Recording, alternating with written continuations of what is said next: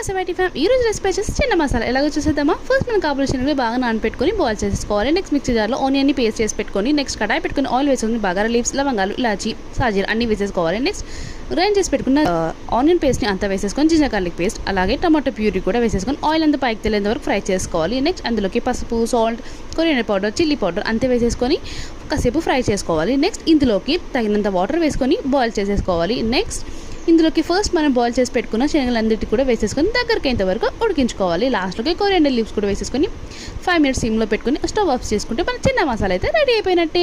And next అయితే నేను ఇక్కడ రైస్లో అయితే టేస్ట్ చేస్తున్నాను. చిన్న మసాలా కర్రీ అయితే చాలా బాగా వచ్చింది అండ్ రెసిపీ కూడా చాలా సింపుల్గా ఉంది. డెఫినెట్లీ మీరు కూడా ట్రై చేయండి.